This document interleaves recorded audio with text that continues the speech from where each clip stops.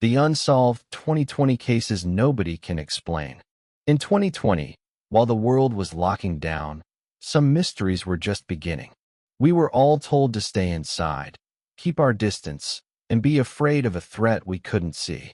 But for some people, the real danger wasn't a virus. It was the person standing next to them, the shadow in the dark, or the phone call that never got an answer. While we were all focused on one global crisis, other, more personal tragedies were unfolding in the quiet corners of our towns. These aren't the stories that made global headlines. They were local events, spoken of in hushed tones, that left behind nothing but grief and a string of questions that have no answers. It's the pre-dawn hours of a late summer morning. A car is idling in an apartment complex parking lot. The headlights cut through the dark, but inside, there's only silence.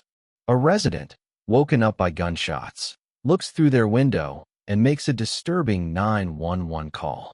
They can see the car, but nobody inside is moving. When police get there, they find two women, best friends, cousins, shot multiple times. Nearby, grainy surveillance footage captures two men, persons of interest who seem to appear from the shadows and vanish just as fast. They're phantoms. Their identities are a blank, their motives a complete mystery. The trail went cold almost right away. But that wasn't the only case from that year that still has investigators searching for answers. From a grandmother who vanished from her ex-boyfriend's doorstep to a young athlete who disappeared with his dog, leaving everything he owned behind. These are the unsolved mysteries of 2020 that nobody can explain. Section 1. The double homicide of Taprice Goodwin and Ariana Middlebrook. In true crime, there are certain bonds that make a tragedy feel even sharper. Twins, siblings, and in this case, cousins who were really more like sisters. Taprice Jerry Goodwin and Ariana Middlebrook were both 27 years old in the summer of 2020. They grew up together in Dayton, Ohio, going through life's ups and downs with that inseparable bond families hope for. Taprice was a mother to three kids, Taylor, Traylon, and True. Her life was a whirlwind of being a mom, working, and spending time with family. She was the kind of person who lit up a room. Her laugh was infectious, and just having her around was a comfort. Ariana was her other half. Also 27, she was a constant in Taprice's life, a best friend and confidant. Their lives were completely tangled up, a shared history of family get-togethers, late-night talks, and that unspoken understanding you only get from a lifetime of shared memories. To their families, seeing them together was the most natural thing in the world. They were two sides of the same coin, a vibrant team taking on the world together. The summer of 2020 should have just been another chapter in their story. Instead, it was the final, sudden, and inexplicable end.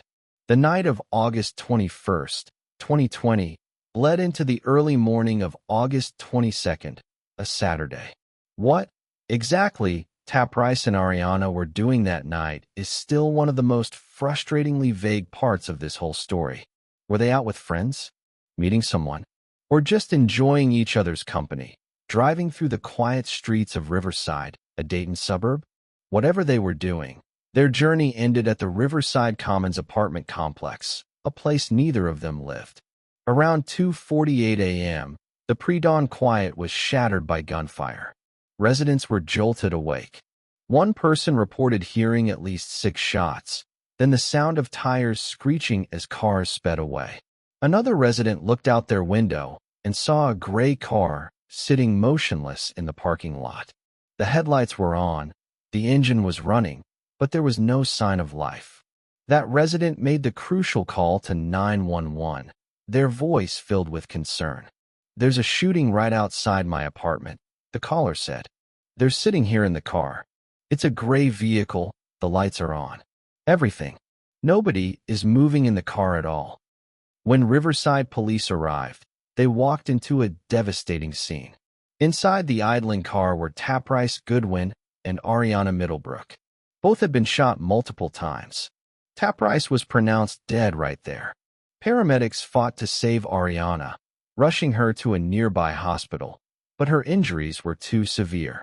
A short time later, she was also gone. In an instant, two families were changed forever. Two young women, mothers, daughters, best friends, were gone. The question wasn't just who did this, but why. What could have possibly led to such a violent end in a quiet apartment parking lot? The investigation started immediately, and police were sure of one thing. This was not random. We do not believe that this was a random act of violence and are determined to bring the perpetrators to justice, the Riverside Police Department said in a statement. This pointed to a targeted attack, meaning the shooter or shooters knew Taprice and Ariana or had a specific reason to be there. But that just made the mystery deeper. Who would want to target them? Their families were in a state of shock. They had no idea who would want to hurt them. They were known as loving mothers, not people involved in a lifestyle that would invite that kind of danger. The search for answers became a desperate plea for help. The most promising and ultimately most frustrating piece of evidence came from surveillance footage. Police found images from a nearby camera that captured two unidentified men around the time of the shooting. These men were officially called persons of interest. The pictures released to the public are grainy, showing two figures in the dark. You can't make out their faces or features. They're ghosts on a screen, caught for a split second at the center of a double murder, and then gone. It's not clear if these men were ever identified. The police have been silent about this part of the investigation, a silence that's maddening for the families. Were these the shooters? Witnesses who ran? Or just two people in the wrong place at the wrong time? Without knowing who they are, the questions just pile up. Investigators have worked tirelessly, doing interviews and following up on tips. But despite all their efforts, the case is stubbornly cold. No suspects have been named. No arrests have been made. And the motive, the crucial why that could unlock everything, is still a total mystery. In the years since that awful night, the silence from law enforcement has been difficult for the families. They're left with a grief that has no closure, a wound that can't heal because there's no justice. They replay that night over and over, searching for any clue, any detail they might have missed, any reason that could explain the unexplainable. What happened inside that car in their final moments? Did they know their attacker? Was this a deal gone wrong, a case of mistaken identity, or a personal vendetta so secret that even their closest family didn't know about it? And who are the two men in the photos? Are they the key, or just another dead end? The car, with its lights on and engine running, paints a picture of a moment of normalcy shattered by sudden, extreme violence. The fact that police think it was a targeted attack makes the lack of suspects even more baffling. A targeted attack implies a motive, and a motive usually leaves a trail. But here, the trail vanished with the screech of tires in the night. For their children, who are growing up without their mothers, the questions will only get harder. For now, their family is still searching for answers, still waiting for the phone call that says justice is finally coming. Section 2. The Vanished Grandmother. The Disappearance of Chanel Renee Gilbert. For most of her life, Chanel Renee Gilbert was a rock for her community in Indianapolis. At 42, she was a mother, a substitute teacher, and had just earned the title she was proudest of, grandmother. Chanel was known for her warmth and her devotion to her family. She was someone you could count on. But on June 9, 2020, that routine, and Chanel's entire existence, simply vanished. The day started normally. On that Tuesday morning, Chanel was at her ex-boyfriend's house on Mars Drive. At 6:18 a.m., she texted her 19-year-old daughter, a simple message saying she'd be back at her daughter's place by noon. It was a promise, a small detail in a normal day. But noon came and went. The afternoon dragged on, and there was still no sign of Chanel. Her phone, usually her lifeline, went straight to voicemail. Worried texts were left unanswered. Panic started to set in for her daughters. This was completely out of character. Chanel wasn't the type to just disappear. Using a location-sharing app, one of her daughters found her mother's phone. The app showed a single, ominous ping. The phone was at the Mars Drive address, at the home of her ex-boyfriend, Brian Lyons. And then, the signal went dead. Her daughter drove straight to the house. What she found there only made the mystery deeper. Chanel's car was parked in the driveway, proof that she'd made it there. But Chanel was gone. Her daughter confronted the ex-boyfriend, Brian Lyons. His story was strange and immediately raised red flags. He claimed Chanel had been there earlier, but had left without ever coming inside. He didn't explain why her car was still in the driveway. When her daughter, desperate to find her mom, asked to look inside, he refused.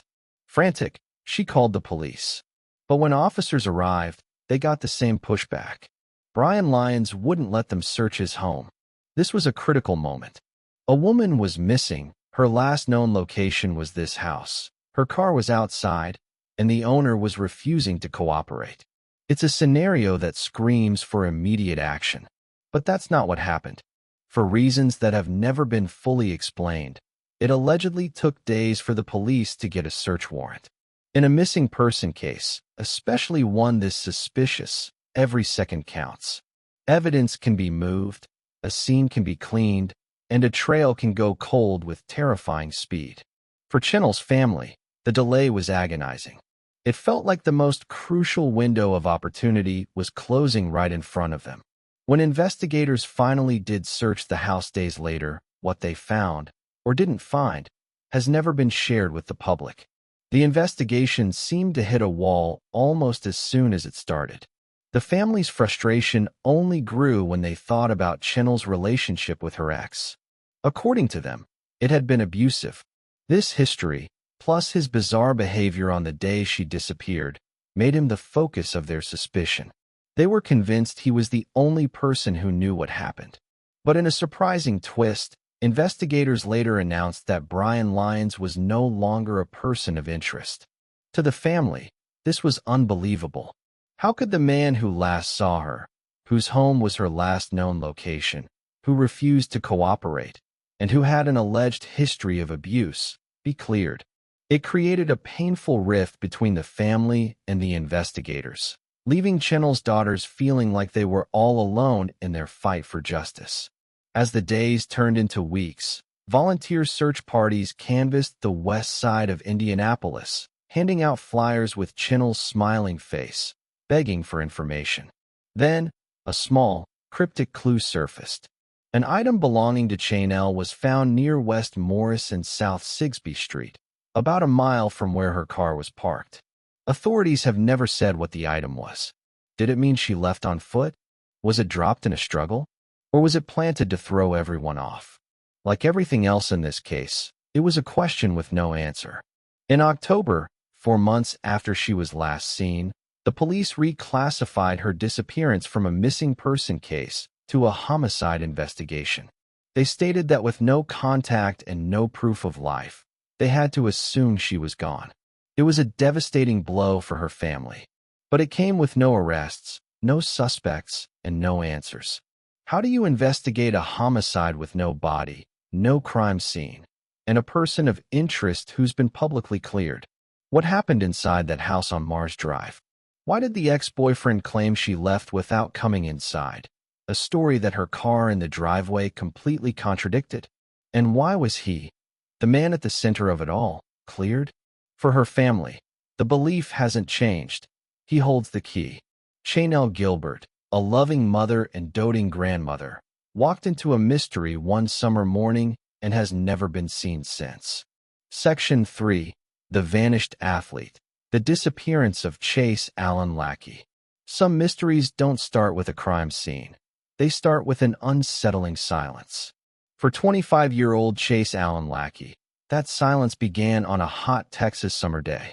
While Chase actually disappeared in 2017, the desperate search and active investigation continued to haunt his family and police well into 2020 and beyond, making his a cold case that lingered through the era.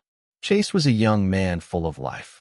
An athlete who loved baseball, he was known as the life of the party, friendly, outgoing, and deeply connected to his family. He worked as an iron worker, and was covered in tattoos that told his life story. But his most defining feature was his love for his dog, a small Maltese named Champ. The two were inseparable. On Friday, June 30th, 2017, Chase's life seemed perfectly normal. He played in a softball game. His dad, Craig, was there and said his son was in great spirits. Chase's last words to him were, "I love you, Pop," a simple, loving exchange that would turn out to be their last. 2 days later, on Sunday, July 2nd, an old classmate saw Chase near his apartment in Northeast Harris County. He was doing something he did every day, walking his dog, Champ. He was wearing red shorts and no shirt. It was the last confirmed sighting of him. After that, Chase and Champ just vanished. When Chase didn't answer calls or texts, his worried family went to his apartment. The scene they found was unnervingly normal. It looked like a life paused mid-moment. Inside were his keys, cell phone, wallet, driver's license, passport. Everything you need to exist in the world was left behind. There was no sign of a break-in. His truck was parked outside. It was as if he'd just stepped out for a quick walk with his dog, fully planning to come right back. The only things missing were Chase and Champ. His family immediately reported him missing. The investigation quickly hit a wall. With no crime scene and no signs of a struggle, police had little to go on. But they soon came to a disturbing conclusion. They believed foul play was involved. This wasn't a man who ran away. He took nothing with him, and he would never have left his dog.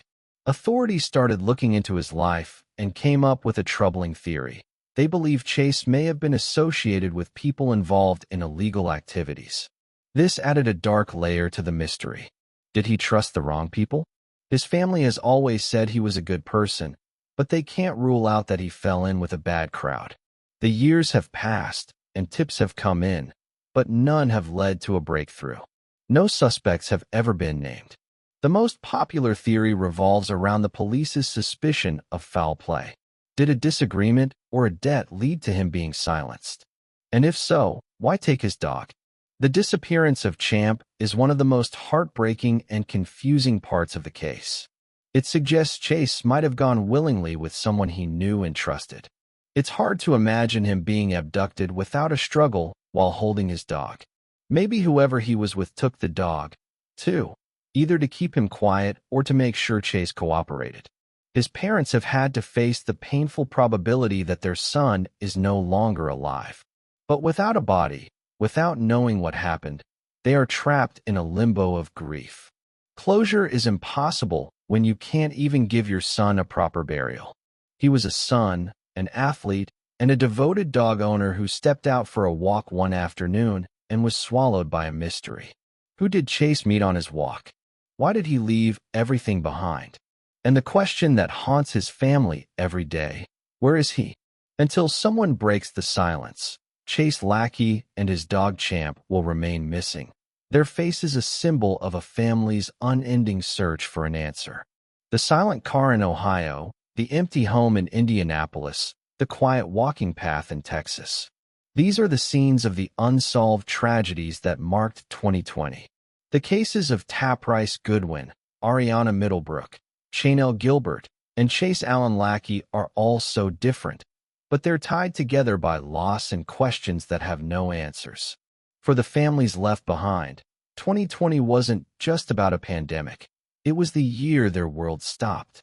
They were thrown into a situation they haven't woken up from. They live with the memories of their loved ones and the frustrating silence of a cold case, haunted by grainy photos, unanswered calls, and the faces of those who were taken from them. These cases are more than just mysteries. They're a reminder that even with all our modern technology, a trail can go cold in an instant and secrets can stay buried. The hope for answers now rests with the public. It rests on the chance that someone, somewhere, knows something. Someone holds the key that could unlock one of these cases and finally bring a little bit of peace to a family that has been torn apart. Until that day, these stories have to be told. They're a plea for justice, a memorial for the lost, and a sobering reminder that some cases just can't be explained. The most important thing we can do is refuse to let them be forgotten. Because for the families of Taprice, Ariana, Chanel, and Chase, the search for truth never, ever ends. If you have any information about the deaths of Taprice Goodwin and Ariana Middlebrook, you can call the Miami Valley Crime Stoppers. For the disappearance of Chanel Gilbert, please contact the Indianapolis Metropolitan Police Department. And for any information on the disappearance of Chase Allen Lackey, please reach out to the Harris County Sheriff's Office. Sharing this information could help these stories reach the one person who holds the missing piece of the puzzle. Your attention could make all the difference. Also, you can watch my other videos. See you soon, my dear viewer.